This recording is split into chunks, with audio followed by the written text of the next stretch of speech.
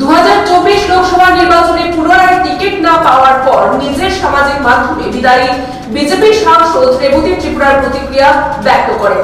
শুভেচ্ছা ও অভিনন্দন জানালেন বিজেপি প্রার্থী কৃতি সিং দেববর্মাকে। আদরের সন্তানকে বুকে জড়িয়ে আত্মহত্যার চেষ্টা মায়ের।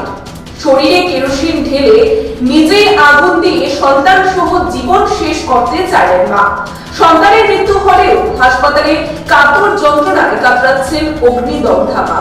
মর্মান্তিক এই ঘটনায় শোকের ছায়া নেমে এসেছে ডুকলি এলাকায়।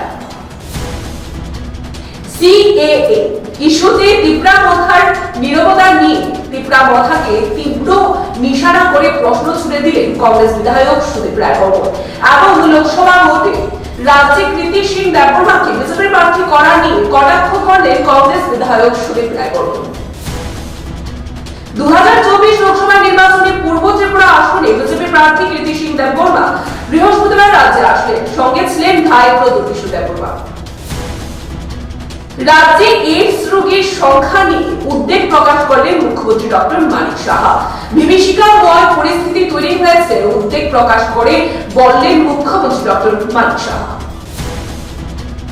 রাজধানী আগরতলায় নেশার রমরমা নিয়ে উদ্বেগ প্রকাশ করলেন মুখ্যমন্ত্রী ডক্টর মানিক সাহা। নেশার রমরমা আটকাতে আরক্ষা প্রশাসন ও আগরতলা পুর নিগমকে দায়সারা মনোভাব নিয়ে কাজ করলে হবে না, করার নির্দেশ মুখ্যমন্ত্রী।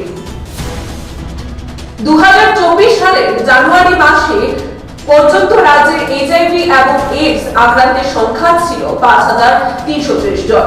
রাজ্যে প্রতি মাসে 150 থেকে 200 জন নতুন করে এইচআইভিতে আক্রান্ত হচ্ছেন বলেন মুখ্যমন্ত্রী ডক্টর মানিক সাহা।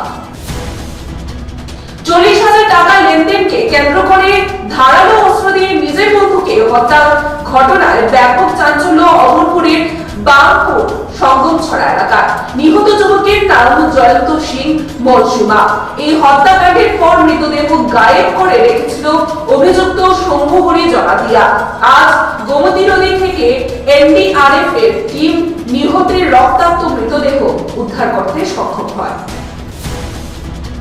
সম্প্রতি দিল্লিতে এক অনভিপ্রেত ঘটনায় প্রয়াত তীর্থযাত্রী গীতা দাসের ছেলে রঞ্জিত দাসের হাতে রাজ্য সরকারের পক্ষ থেকে 1 লক্ষ টাকার আর্থিক অনুদান হিসেবে চেক তুলে দেন মুখ্যমন্ত্রী ডক্টর মানিক সাহা। উদয়পুরের রাধা কিশোরপুর থানা এলাকায় বাড়ছে চুরির ঘটনা। এবার পোল্ট্রি রোগ এলাকায় দুঃসাহসিক চুরির ঘটনা সংঘটিত করে চোরের দল। ঘটনার তদন্তে নেমেছে পুলিশ।